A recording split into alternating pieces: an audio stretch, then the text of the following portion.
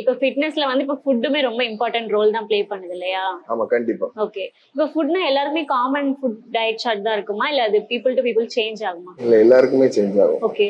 இப்போ சிலவங்க வெயிட் லாஸ்க்கு வருவாங்க, வெயிட் கெயினுக்கு வருவாங்க, ஃபிட்னஸ்க்கு வருவாங்க, மசில் டோனிங்க்கு வருவாங்க.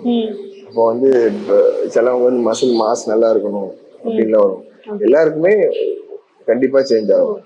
அவங்க பண்ற ஒர்க் அவுட்ஸ் பொறுத்து ஃபுட் சேஞ்ச் ஆகுமா இல்ல அவங்களோட கோல் கேட்டு நம்ம சேஞ்ச் பண்ணலாம். Okay okay. நம்ம பார்த்தாலே தெரியும் சிலவங்க ரொம்ப ஒபீஸா இருப்பாங்க, அவங்களுக்கு வெயிட் லாஸ் தான் முக்கியம். அதனால அவங்க அதுக்கு தகுந்த மாதிரி training, workout chart, diet chart எல்லாமே இருக்கும். சிலவங்க வந்து எனக்கு நான் ரொம்ப லீனா இருக்கேன், அண்டர் வெயிட்ல இருக்கேன், எனக்கு மசில் கொஞ்சம் கெயின் பண்ண வரும், அவங்களுக்கும் சேம் டைம் வேற டயட் கொடுத்து அவங்களையும் மாத்தும்.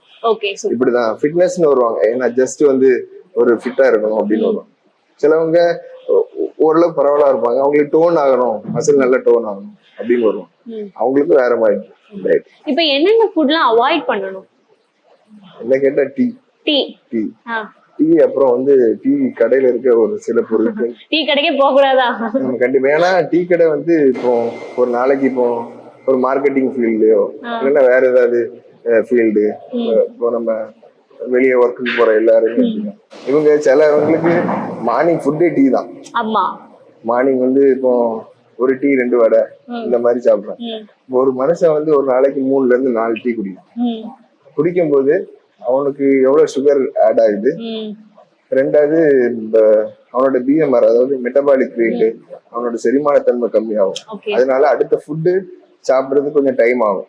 அப்போ இந்த டைமிங்ல அவனுக்கு அந்த மசில்ல இருந்து இல்லைன்னா போன்ல இருந்து அவனோட கலோரி பேன் ஆகும். இதனாலதான் இன்ஜூரியே ஸ்டார்ட் ஆகுது. அதனால கரெக்ட் டைமுக்கு என்ன ஃபுட் எடுக்கணுமோ கரெக்டா நியூட்ரிஷன் போடணும். இப்ப நீங்க வந்து மார்னிங் ஃபுட் எடுக்கீங்க, கரெக்டா கார்பு, புரோட்டீன், ஃபைபர், இது கொஞ்சம் ஃபேட், நல்ல ஃபேட், இது எல்லாமே வேணும். அப்பதான் அது கரெக்டான ஃபுட்டு. இப்ப வெறும் டீ மட்டும் குடிச்சிட்டு காலைல 2 வடையும் சாப்பிட்டா சுகரும் கொலஸ்ட்ராலும், இதுதான் பிரச்சனையே ஸ்டார்ட் ஆகும். இப்போ 30ல இருந்து சின்ன வயசுல இருந்தே அவன் ஒரு டயட்டோ கரெக்டான ஃபுட்டையோ ஃபாலோ பண்ணியிருந்தா அவங்களுக்கு எந்த பிரச்சனையும் இல்லை. இப்ப நீங்க 20 to 30 இருக்காங்க பாரு, இவங்க சின்ன வயசுலயே ஜிம் போய் ஒரு ஃபாலோ பண்ணி வச்சிருப்பாங்க, ஃபுட்டு நல்ல சாப்பாடு எல்லாம் சாப்பிடுவாங்க. அவங்களுக்கு 30 above எந்த பிரச்சனையும் இருக்காது, மேக்சிமம் இருக்காது. இந்த 20 to 30 வந்து அதான் பேஸே. அந்த இடத்த அவங்க விட்டுட்டா இந்த 30 above கண்டிப்பா பிரச்சனை ஸ்டார்ட் ஆகும். ஏன்னா இவங்க இந்த டைம்ல சில வந்து காலேஜுக்கு சாப்பிடாம போவான், சாப்பாடு கொண்டுட்டு போவான். இவங்க எல்லாருக்குமே அந்த 30 above தான் பிரச்சனை ஸ்டார்ட் ஆகும். பண்ற சின்ன சின்ன மிஸ்டேக்ஸ். ஆமா, நீங்க சாப்பிடுறதே மிஸ்டேக் அப்படி, சாப்பாடு தானே முக்கியம். ஆமா, அதை நம்ம நல்ல ஃபுட்டா சாப்பிட்டு 20 to 30 நம்ம உடம்பு பாதுகாத்துக்கிட்டா 30க்கு அப்புறம் நமக்கு பிரச்சனை இருக்காது. நம்ம ஃபர்ஸ்ட் அந்த இதை விட்டுட்டு அடுத்து 30க்கு அப்புறம் இருக்கிற பிரச்சனை பயங்கரமா இருக்கும். நிறைய பேருக்கு இன்ஜுரி இருக்கு. இங்க ஜிம்முக்கு வர எல்லாருக்குமே 30 to 50 ஹெல்தினா அவங்களுக்கு அங்க எங்க பெயின். இப்போ ஒரு நார்மலா யாராவது வராங்கன்னா மேக்சிமம் பேக் பெயின், அவங்களை சரி பண்ணி எடுக்கிறதுக்கே கிட்டத்தட்ட ஒரு வாரம் 10 நாள் ஆயிரும். அதுக்கப்புறம் தான் நம்ம ஸ்லோவா ட்ரைனிங் ஸ்டார்ட் பண்ண வைக்க முடியும். ஏன்னா பேக் பெயின் இருக்கவங்களுக்கு சில ட்ரைனிங் பண்ண வைக்க முடியாது, ஜம்பிங்ல விட முடியாது. இப்போ ட்ரெட்மில்லே ஸ்பீட் வாக்கிங்லயே அவங்களுக்கு பெயின் ஆகும், நீ பெயின் இருக்கும். இது எல்லாத்தையுமே சரி பண்ணி தான் அவங்கள நம்ம ட்ரைனிங்குள்ளே கொண்டு வர முடியும். பெயின் எல்லாம் ரெடியூஸ் ஆனதுக்கு அப்புறம் தான். ஆமா, அப்பதான் கொண்டு வரோம். இல்லைன்னா நான் வந்து நானே ஏதோ ஷெட்யூல் போட்டு நானே ஒன்றும் செய்யாது சார் பண்ணுங்க சார் அப்படின்னா அந்த இன்ஜுரி ஹெவி ஆயிரும். ஃபர்ஸ்ட் அந்த இன்ஜுரியை சரி பண்ணி யாரா இருந்தாலும் அவங்களுக்கு என்னென்ன சிலவங்க வந்து எனக்கு ஒரு பிரச்சனை இல்லை, நான் நல்லா தான் இருக்கேன் அப்படின்னு. ஆனா ட்ரைனிங் ஸ்டார்ட் பண்ண பிறகு ஸ்டார்ட் ஆகும். நீங்க நீ பெயின் ஆகுது, பேக் பெயினா இருக்கு, ஷோல்டர்ல இந்த இடம் பெயினா இருக்கு அப்படின்னா அப்போ அவங்களுக்கு அந்த பெயினை சரி பண்ணி திரும்ப உள்ள கொண்டு வரணும். இல்ல ஒண்ணுல பண்ணுங்க அப்படின்னா அந்த இன்ஜுரி சிவியர் பெயின் ஆகி அவங்களுக்கு ஹெவி இன்ஜுரி ஆயிடும். அதனால ஃபர்ஸ்ட் ஸ்ட்ரென்தனிங். ஓகே, அப்ப ப்ராப்பர் ஃபுட் டயட்டும் இருக்கணும், எக்ஸசைஸ் இருந்தாதான் நம்மளுடைய ஹெல்த் லைஃப் வந்து நல்லபடியா ரன் ஆகும் இல்லையா? கண்டிப்பா. சரி, ஓகே. இப்போ வந்து டயட் பண்ணணும், ஃபிட்னஸா இருக்கணும் அப்படின்னா அவங்க எல்லாருமே ஜிம்குள்ள தான் கம்பல்சரி வரணுமா அப்படிங்கிற டவுட் இருக்கு. அது எப்படி? ஆக்சுவலா வந்து நீங்க எதுலயும் பண்ணிக்கலாம். இப்போ வந்து ஸ்விம்மிங் பண்ணலாம், ஷட்டில் பண்ணிக்கலாம், கிரிக்கெட், ஃபுட்பால் எதுனாலும் பண்ணிக்கலாம். ஆனா எல்லாருக்குமே பேஸா மசில் ஸ்ட்ரென்தனிங் தேவை. இப்ப நீங்க ஸ்விம்மிங் பண்றவங்களுக்கும் மசில் ஸ்ட்ரென்தனிங் தேவை, ஒரு கிரிக்கெட் விளையாடுறவங்களுக்கும் மசில் ஸ்ட்ரென்தனிங் தேவை. எல்லாருமே ஜிம்ல மசில் ஸ்ட்ரென்தனிங் கண்டிப்பா வந்தாங்க. நீங்க வெயிட் லாஸ் பண்ணீங்க அதெல்லாம் உங்களோட இருக்கும். ஆனா ஜிம் என்ன தருதுன்னா மசில் ஸ்ட்ரென்தனிங் ஒண்ணு தருது. அதனால உங்களுக்கு இன்ஜுரிஸ் வராது. எக்ஸாம்பிள் வந்து உங்களோட ஷோல்டர் மசில் நல்லா ஸ்ட்ராங்கா இருந்துச்சுன்னா ஷோல்டர் பக்கத்துல இருக்க சின்ன சின்ன மசில்னால எந்த பிரச்சனையும் இருக்காது. அதனால இப்ப நீங்க ஷட்டில் விளையாடுறவங்களுக்கு ரொம்ப அந்த டெல்ட் ஒர்க் ஆகும்போது சில டைம்ல இன்ஜுரி வர சான்சஸ் இருக்கு. நீங்க அதே இது கொஞ்சம் உங்க ஷோல்டர் மசில்ல கொஞ்சம் ஸ்ட்ரென்தனா வச்சிருந்தீங்கன்னா அந்த இன்ஜுரில இருந்து தப்பிக்கலாம். இப்படி ஒவ்வொரு ஒர்க் அவுட் பண்றவங்களுக்கும் மசில் ஸ்ட்ரென்தனிங் ரொம்ப ரொம்ப முக்கியம். இப்ப நீங்க ஒரு 3 days அங்க பண்ணிட்டீங்க அப்படின்னா ஒரு 3 days வந்து சும்மா ஜிம்ல வந்து ஸ்ட்ரென்தனிங்கா பண்ணிட்டு இருப்போம்.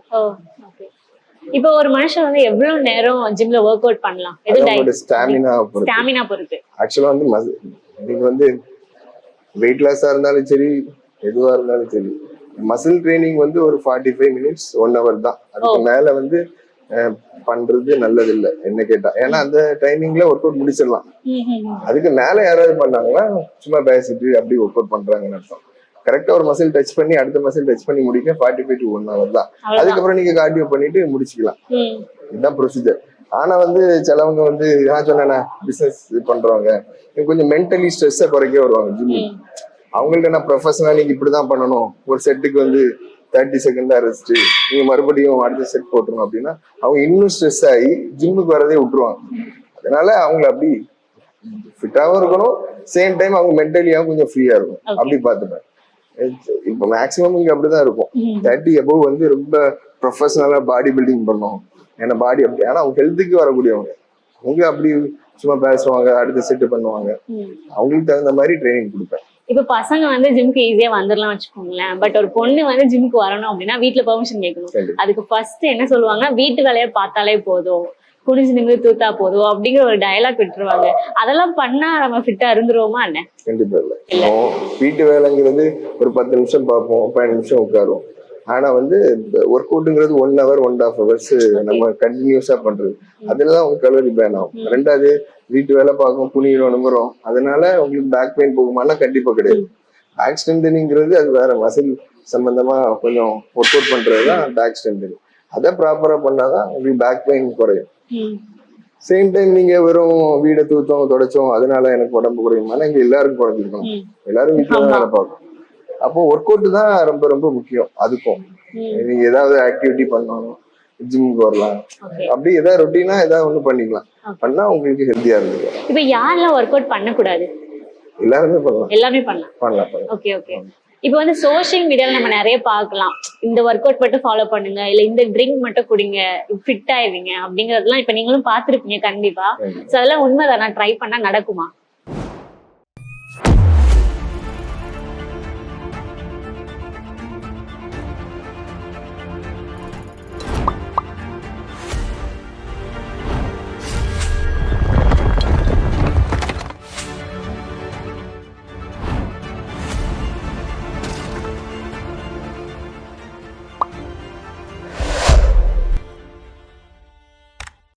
இல்ல, இந்த ஒர்க் அவுட் மட்டும் அப்படிதான் இல்ல.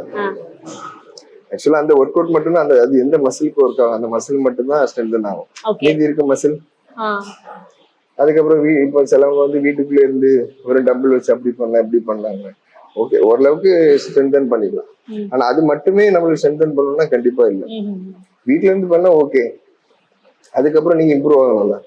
வெறும் வீட்டுல வச்சு சின்ன சின்ன எக்ஸசைஸ் பண்ணா சரி ஓரளவு ஸ்ட்ரென்தன் பண்ணிக்கலாம். ஆனா வந்து அடுத்த லெவல் போகணும், நல்ல பாடி இன்னும் ஸ்ட்ரென்தன் ஆகணும் அப்படின்னா கண்டிப்பா ஜிம்முக்கு வந்து லைட்டா ட்ரைனிங் பண்ண நல்லது. இப்ப சில பேர் வந்து ஷார்ட் டைம்ல அதுக்கப்புறம் நீங்க ஜூஸ் கேட்டீங்களே, என்னது ஜூஸ் ஏதோ கேட்டீங்க, வெயிட் லாஸ் பண்றதுக்கு ஜூஸ். ஆமா ஜூஸ் ஏதோ ட்ரிங்க்லாம் சொல்றாங்க. இப்போ நீங்க சிலவங்க வந்து இப்போ காலைல ஒரு ஜூஸ், நைட் ஒரு ஜூஸ், அதுவும் எம்டி ஸ்டமக்ல ஒரு இது குடிக்கலாம் சொல்றாங்க.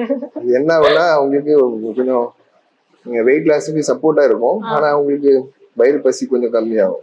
இது எத்தனை நாள் எடுக்க முடியும்? 3 months 6 months இல்ல 1 year எடுத்து அதுக்கப்புறம் மறுபடியும் இட்லி தோசை வரலாம். ஆமா, அதனால மறுபடியும் வெயிட் போடதான் செய்யும். இதுல அவங்களுக்கு ட்ரைனிங்கும் கிடையாது, வெறும் இதை மட்டும் குடிச்சா போதும் அப்படின்னு சொல்றாங்க. அதனால அவங்க ஸ்டாமினா லெவலும் ஏற போறது இல்லை. இது என்ன ஆகும்னா அவங்க ஸ்டாமினாவும் ஏறாது, அவங்க நினைச்ச வெயிட் லாஸ் அதுக்கப்புறம் அந்த ஜூஸ் ஸ்டாப் பண்ண அப்புறம் டபுளா போடும். டபுள் ஆயிரும். ஆமா, வெயிட் டபுளா போடும். ஏன்னா அவங்களுக்கு ஸ்ட்ரென்தனிங் இருக்காது. அவங்க வந்து அதை விட்டோம்னா வயிறு பசி நிறைய ஜாஸ்தியாகும், அவங்க நிறைய சாப்பிடுவாங்க. அதனால அவங்க மறுபடியும் இருந்த இடத்துல இருந்து டபுளா போகும்.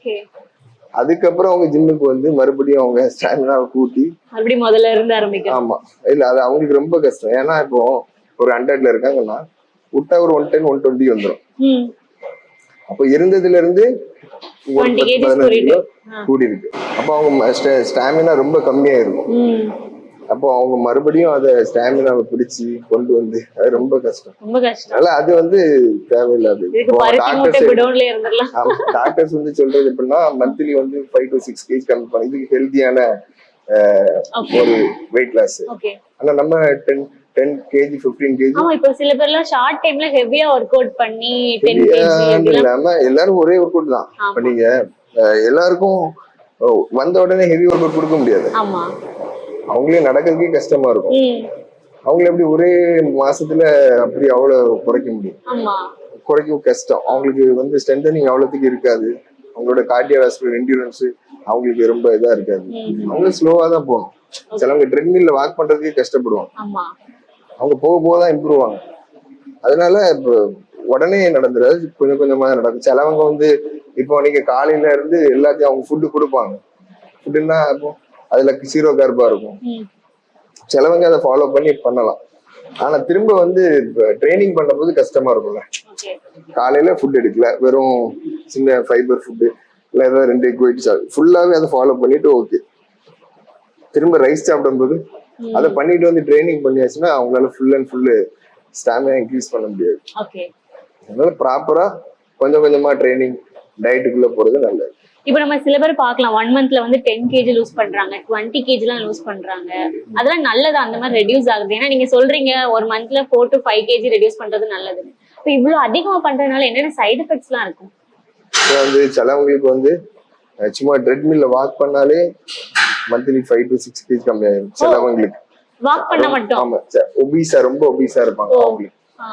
சிலவங்க அப்படி இருந்த அவங்களோட பாடி டைப் பொறுத்து அதுவும் நம்ம எல்லாருக்கும் ஒரே மாதிரி இல்ல.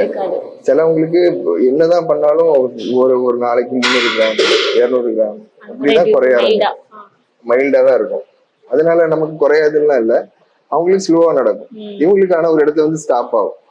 இப்படி கிளைண்ட் மாறுது. ஆனா வந்து இந்த 5 to 6 வந்து ஓகே, இது ஒரு நார்மலான வெயிட் லாஸ். 10 to 15 வந்து அவங்க ஃபுட்ல ஏதாவது சேஞ்ச் பண்ணிருப்பாங்க, சாப்பிடாமலே இருப்பாங்க. இப்போ வந்து ஒரு ஆப்பிள் மட்டும் நைட்டு சாப்பிட்டு தூங்கலாம் அப்படின்னு சொன்னா அவங்க ஒரு நைட் ஆப்பிள் மட்டும் சாப்பிடுறாங்கன்னா அடுத்த நாள் காலையில ட்ரைனிங் பண்ணும்போது அவங்களுக்கு ரொம்ப கஷ்டமா இருக்கும். ரொம்ப புஷ் பண்ணி ட்ரைனிங் பண்ண முடியாது. ஸ்டாமினா லெவல் ரொம்ப டவுனா இருக்கும். ஏன்னா அவங்க வந்து ஒர்க் அவுட் பண்ணக்கே கஷ்டப்படுவாங்க. ஏன்னா ஃபுட் எடுக்கல அவங்க. மறுபடியும் இதுல இருந்து கொஞ்சம் ரைஸ் எல்லாம் ஆட் பண்ணும்போது மறுபடியும் வெயிட் போட சான்ஸ் இருக்கு. ஃபர்ஸ்ட் ஸ்லோவா போறது, ஃபர்ஸ்ட் அவங்க எடுக்கிற ஃபுட்லயே குவான்டிட்டி கம்மி பண்ணுச்சு. இப்போ ரைஸ் எடுக்கிறதுல குவான்டிட்டி கம்மி பண்ணுங்க, நைட் வந்து கொஞ்சம் கார்பை கட் பண்ணுங்க, ஃபைபர் நிறைய லோட் பண்ணுங்க, இப்படி லோட் கொடுங்க.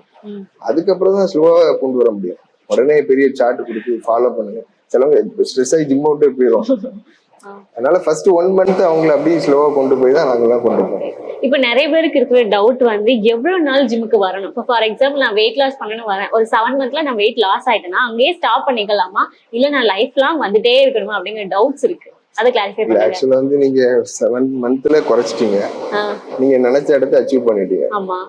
இப்போ இதுக்கப்புறம் அதை மெயின்டைன் பண்ணணும்னா ஃபுட்ல கொஞ்சம் ஃபாலோ பண்ணணும். நீங்க முதல்ல பண்ண ட்ரைனிங்ல கொஞ்சம் கம்மி பண்ணி டைமிங் கம்மி பண்ணி கூட இப்போ வீக்லி நீங்க முன்னாடி 6 days போன இடத்துல ஒரு 3 days ஃபாலோ பண்ணும். அப்போ மெயின்டைன் ஆக சான்ஸ் இருக்கு. ஒரேடியா விட்டுட்டு மறுபடியும் சாப்பிட்டா மறுபடியும் வெயிட் வரணும். ஆமா, அதனால நீங்க லைஃப் ஸ்டைல்லயும் கொண்டு போனீங்கன்னா பெஸ்டா இருக்கும். ஆமா, சிலவங்க வந்து ஜிம்ம விட்டேன் அதனால வெயிட் போட்டுட்டு அப்படின்னு சொல்லுவாங்க. அது தப்பு. ஏன்னா அவங்க வந்து டயட்டை விட்டுருப்பாங்க, சேம் டைம்ல அவங்க எடுத்த கலோரியில இருந்து நிறைய கலோரி எடுப்பாங்க. அதனால அவங்களுக்கு வெயிட் லாஸ் ஆகிறது கூட தான் செய்யும். அதை விட டபுள் மடங்கா கூடும். மறுபடியும் வேற ஜிம் போயிட்டு நான் இப்படி இருந்தேன் அங்க போயிட்டு இருந்தேன் இப்படி கம்மியாச்சு விட்ட உடனே போட்டுட்டு அப்படின்னு சொல்லுவாங்க. ஆனா விட்ட உடனே போடாததுக்கு ஒரு ட்ரைனிங் இருக்கு. என்னன்னா லேடிஸா இருந்தாலும் சரி ஜென்ஸா இருந்தாலும் சரி ஓரளவு வெயிட் லாஸ் வந்த பிறகு மசில் ட்ரைனிங்க ரொம்ப ஃபோக்கஸ் பண்ணணும். அப்போ உங்களோட பிஎம்ஆர் வந்து ரொம்ப ஸ்ட்ராங் ஆயிடும். இப்போ நிறைய பேருக்கு நான் அப்படிதான் கொடுத்துருக்கேன். கொடுத்து அவங்க இன்னைக்கும் ரொம்ப போடாட்டாலும் ஓரளவு மெயின்டைன் பண்றாங்க. வீட்லயே சில ஃபுட் வச்சு மெயின்டைன் பண்றவங்க நிறைய பேர் இருக்காங்க. அதனால மசில் ட்ரைனிங்க கடைசி ஒரு 3 மந்த் நான் ஃபாலோ பண்ண சொல்லுவேன். எவ்ரிடே வந்து கொஞ்சம் மசில் ட்ரைனிங் கொடுப்போம். அதுல அவங்களோட சிலவங்க வந்து ட்ரைனிங் விட்டா சுருங்கிடுவாங்க. அப்படிலாம் இருக்கு. மசில் வந்து கொஞ்சம் மசில் மாஸ் இருக்கும். அப்புறம் ஃபுட்டு சரியா எடுக்க மாட்டாங்க. அப்படி அவங்க ப்ரோட்டீன் எடுக்காட்டா அவங்களோட மசில் வந்து ரொம்ப டவுன் ஆக ஆரம்பிச்சிடும். வெயிட் லாஸ் ஆக ஆரம்பிக்கும். இப்படி பாடி சேஞ்ச் ஆகும். Okay master, super. ஃபிட்னஸ் பத்தி நிறைய டவுட்ஸ் நான் உங்ககிட்ட கிளாரிஃபை பண்ண, நிறைய பேருக்கு இது யூஸ்ஃபுல்லா இருந்திருக்கும். ஸோ உங்களோட வேல்யூபிள் டைம் என் கூட ஸ்பெண்ட் பண்ணதுக்கு ரொம்ப நன்றி. தேங்க்யூ.